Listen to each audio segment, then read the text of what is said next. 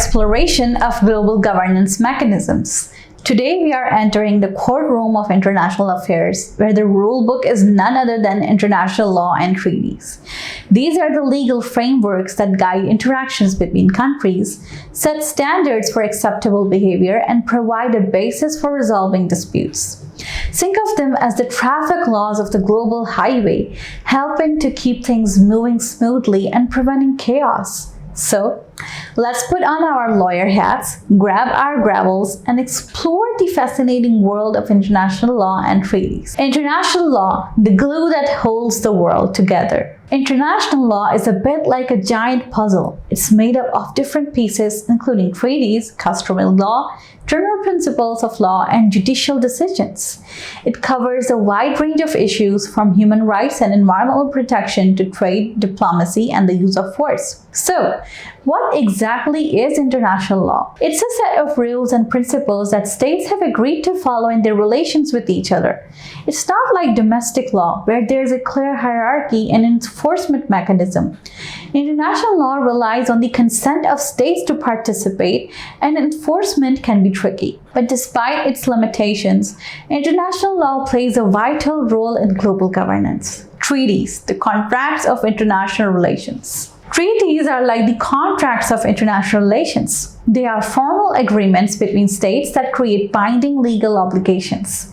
Treaties cover a wide range of issues, from disarmament of human rights to trade and environmental protection. Some of the most famous treaties include the United Nations Charter, the founding document of the UN setting out its principles and purposes. The Geneva Conventions, a set of treaties that establish the rules of war and protect civilians, prisoners of war, and wounded soldiers. The Nuclear Non-Proliferation Treaty, a treaty aimed at preventing the spread of nuclear weapons. The Paris Agreement, an international treaty on climate change aimed at limiting global warming. How international law is made and enforced. International law is made through a variety of processes. Treaty making.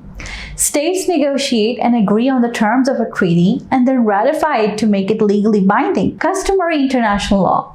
This is based on the consistent practice of states and the belief that the practice is legally required. General principles of law. These are fundamental legal principles recognized by most legal systems around the world. Judicial systems. International courts and tribunals interpret and apply international law in their decisions. Enforcing international law can be challenging. There is no global police force to arrest violators. However, there are several mechanisms for enforcement. International courts and tribunals. These can hear cases brought by states or individuals and issue binding decisions. Sanctions. States can impose economic or political sanctions on countries that violate international law. Public pressure. NGOs, media outlets, and citizens can put pressure on governments to comply with international law. Countermeasures. In some cases, states can take actions against another state that has violated international law. Challenges and critiques of international law. International law is not without its critics. Some argue that it's too weak and ineffective, while others claim that it is biased in favor of powerful states. There are also concerns about the lack of accountability and transparency in the international legal system. International law and treaties are the backbone of global governance. They provide a framework for cooperation, set standards for behavior, and offer mechanisms for resolving disputes. While they are not perfect, they are essential for building a more peaceful, just, and sustainable world.